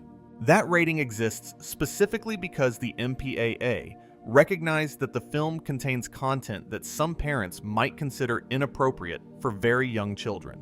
And yet the movie was marketed as a kids' film, released during the holiday season, and became a massive commercial success. The ice cream bender scene was in every trailer. Nickelodeon promoted it heavily. Nobody at any point in the marketing process seemed to think, maybe we shouldn't be showing cartoon characters going on what is functionally a drinking binge in a movie aimed at 5-year-olds. And I think that's because, by 2004, SpongeBob had earned a level of trust with its audience, both children and parents, that allowed it to go further than any other children's property could. Parents knew SpongeBob. They'd been watching it with their kids for 5 years. They understood the deal. The show is weird, it's funny, it has some stuff in it that goes over kids' heads, and that's fine, because the core of the show is warm and safe and good. SpongeBob had built up so much goodwill that it could show its protagonist essentially getting drunk, and nobody batted an eye. That trust, I think, is the real legacy of SpongeBob's adult humor, not the jokes themselves. The relationship those jokes create between the show and its audience. Every hidden innuendo, every coded reference, every dual-layered gag is a small act of trust. The show is saying, I trust that you can handle this. I trust that you'll take from this what's meant for you and leave the rest. I trust that you understand the difference between depicting something and endorsing it. And that trust, which Steven Hillenburg established from the very first episode, and which the show's best writers have maintained ever since, is what makes SpongeBob feel different from every other kids show. It doesn't condescend. It doesn't sanitize. It treats its audience as whole people, regardless of their age, and rewards them accordingly. Let me circle back to something I mentioned earlier, because I think it deserves a lot more attention. The voice actors and how they navigate the adult material. Tom Kenny, who has been voicing SpongeBob since the show's inception, is, I think, one of the most underappreciated comedic performers working in animation. His performance as SpongeBob is not just funny, it's architecturally precise. The reason SpongeBob can deliver lines like, "See you next Tuesday," and "Don't drop 'em," without the character feeling dirty or compromised is entirely because of how Kenny calibrates the performance. SpongeBob's voice is pure innocence. There's a guilelessness to it that makes it literally impossible to hear malice or innuendo in the character's intentions, even when the words themselves are loaded. Kenny has described the voice as being inspired by a combination of children's TV host Mr. Rogers and the actor Jerry Lewis. Sweetness mixed with manic energy. And that combination is what makes the dual-layered comedy possible. SpongeBob doesn't sound like he's in on the joke. He sounds like he genuinely doesn't know. And that innocence is what gives the adult layer its punch. Clancy Brown as Mr. Krabs brings something completely different. Krabs is the character most often involved in the show's capitalism satire and exploitation gags, and Brown plays him with a gruff, piratical warmth that makes his worst behavior seem almost charming. When Krabs charges people to touch Squidward, or pays his employees nothing, or demonstrates the kind of casual sociopathy that would get a real restaurant shut down immediately, Brown's performance makes it funny rather than cruel. The character is a monster, but he's a lovable monster, and that's entirely Brown's doing. Roger Bumpass as Squidward is the voice of the show's existential despair, and he's perfect at it. Squidward's delivery is always slightly exhausted, slightly superior, and completely aware that the world around him is insane. When the show goes to dark places with Squidward, the depression, the implied violence, the quiet desperation, Bumpass grounds it in a performance that feels genuinely human. You believe Squidward's pain because Bumpass plays it as real pain, not cartoon pain. And then there's Mr. Lawrence, Doug Lawrence, as Plankton. Plankton is, in many ways, the character who bridges the gap between the children's show and the adult show. His relationship with Karen, his computer wife, is played with a level of marital bitterness and dysfunction that reads as absolutely nothing to a child, and as a devastatingly accurate portrait of a failing marriage to an adult. Karen's sarcasm, Plankton's inadequacy, their constant bickering. It's married, with children in Bikini Bottom, and it's hilarious and kind of heartbreaking. I want to talk about Karen specifically for a moment, because she's involved in one of the most quietly devastating adult jokes in the entire series, and I almost never see it discussed. In Enemy In-Law, Season 4, Episode 7B, Plankton falls in love with Mr. Krabs' mother. At one point, Karen is described as having had a rough night. The show doesn't explain what that means. It doesn't need to. The phrase, a rough night, in the context of a married couple, is loaded with implications that range from insomnia to arguments to some, well, other things that adult viewers will fill in on their own.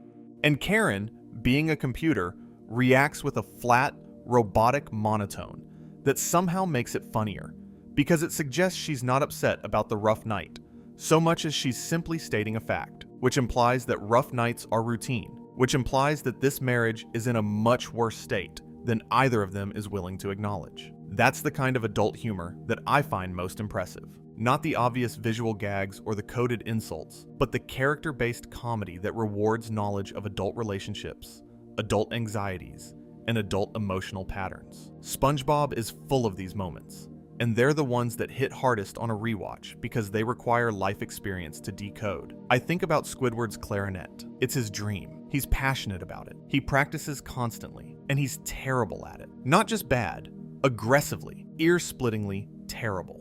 And nobody in his life, not his neighbors, not his coworkers, not his students at the community class, ever gently suggests that maybe he should try something else. They either mock him or ignore him. His dream is the butt of every joke, and he keeps pursuing it anyway, because what else does he have? As a kid, I thought Squidward was just a grouch who deserved to be laughed at. As an adult, I think Squidward might be the most honest character on television, because most of us have a clarinet. Most of us have a thing we love that we're not particularly good at, that nobody around us takes seriously, that we keep doing because it gives us something that nothing else provides, even though the world keeps telling us to stop. Squidward's clarinet isn't a joke. It's a portrait of what it feels like to want something you can't have, and to refuse to give it up even when everyone around you thinks you should. And the fact that this emotional complexity coexists with prison jokes and condom references is, to me, the single most remarkable thing about SpongeBob SquarePants. It's not that the show has hidden adult jokes. It's that the show has hidden adult emotions. The jokes are the surface layer. Underneath them is something much more profound. A show that understands adult life, its disappointments, its compromises, its small joys, and large absurdities, and presents all of it through the lens of a cartoon sponge who flips burgers and catches jellyfish. Remember what I said earlier about the three pillars? Sex, capitalism, and existential dread. There's a fourth one that I think I've been dancing around without naming it directly: loneliness. SpongeBob SquarePants is a show about loneliness, and its adult humor is the mechanism by which the show acknowledges this without destroying the tonal warmth that makes it livable. SpongeBob himself is, on the surface, not lonely at all.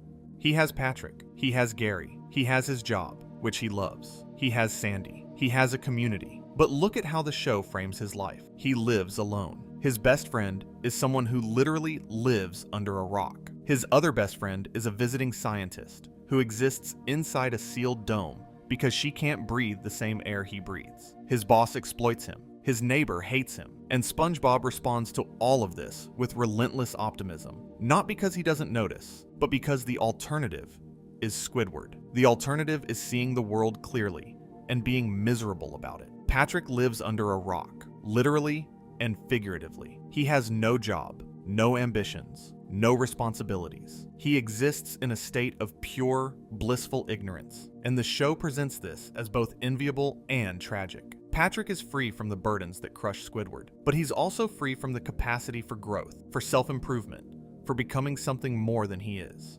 His happiness is real, but it's the happiness of someone who has given up on wanting anything. Mr. Krabs is rich and miserable. His wife, or the mother of his daughter, at least, is absent. Pearl, his daughter, is embarrassed by him. He has no friends. He has business associates and employees, but no genuine human connections. His relationship with money is the relationship he should have with people, and the show's capitalism jokes are, at their core, jokes about a character who has substituted financial security for emotional intimacy and can't understand why he's still unhappy. And Plankton? Plankton is the loneliest character in Bikini Bottom. His life's obsession, stealing the Krabby Patty formula, is revealed, over time, to be less about the formula itself and more about the validation it represents. In FUN, Season 1, Episode 10B, Plankton briefly befriends SpongeBob, and for a moment, you see what he could be if someone genuinely cared about him. He can't sustain it. He reverts to villainy. But that moment, that flicker of what friendship feels like for someone who has never really had it, is one of the most quietly devastating scenes in the entire series. These aren't adult jokes in the traditional sense. Nobody is making an innuendo about prison or condoms. But they're the most adult content in SpongeBob SquarePants, because they require adult emotional experience to fully appreciate. A child watches FUN and sees a bad guy pretending to be good. An adult watches FUN and sees someone who is so desperate for connection that they're willing to pretend to be someone they're not. And the tragedy of that pretense is almost unbearable. This is what I mean when I say SpongeBob's adult humor goes deeper than dirty jokes.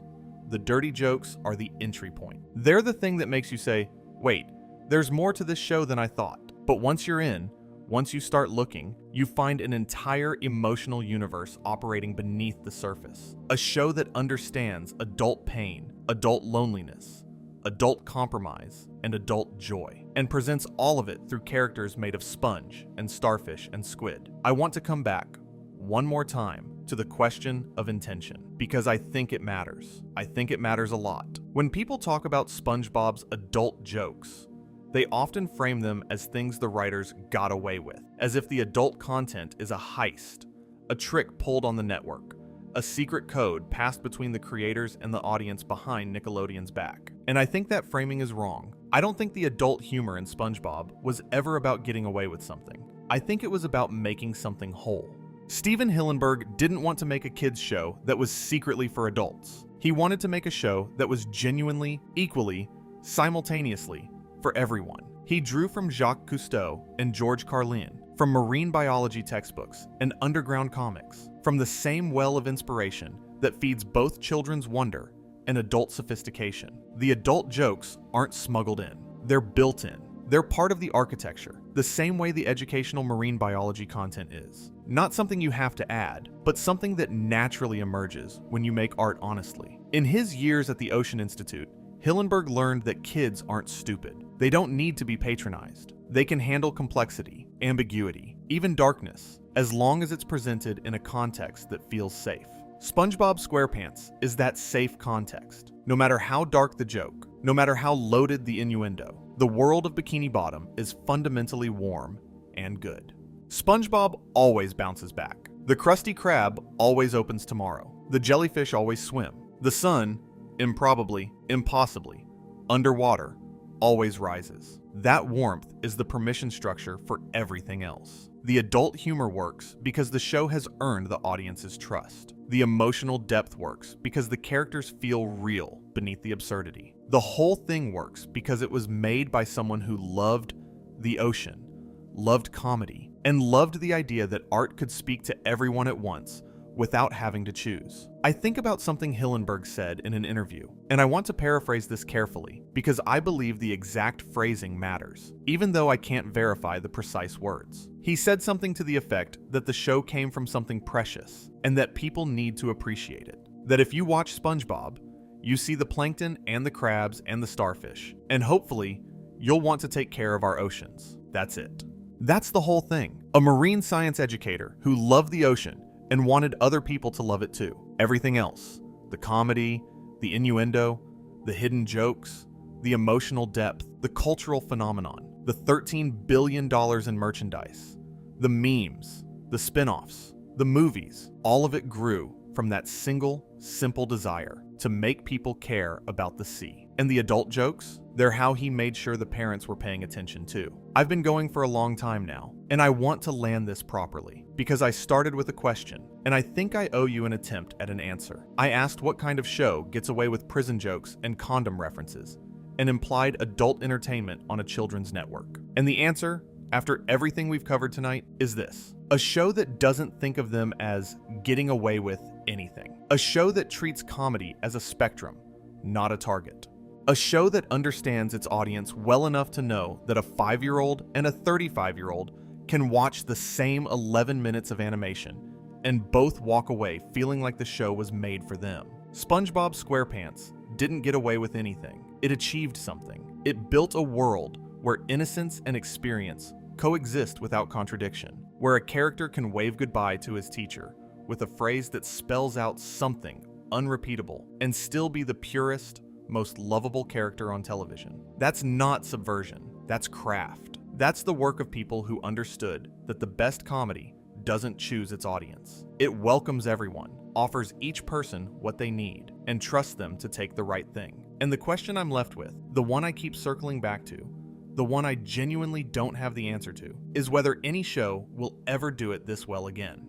SpongeBob SquarePants was made at a specific moment in time, by a specific group of people, under specific conditions that may never repeat. A marine biologist who became an animator, a team of comedy veterans from one of the edgiest kids shows ever made, a network that was still figuring out what children's television could be, and a cultural moment when the internet hadn't yet made every hidden joke immediately discoverable, which meant the adult humor could exist in its own quiet space, appreciated by those who caught it, and invisible to those who didn't. That world is gone. Today, the internet dissects every frame of every new episode before it even finishes airing. A joke like, "See you next Tuesday," would be on Twitter within minutes, trending within the hour, analyzed by content creators by the next morning.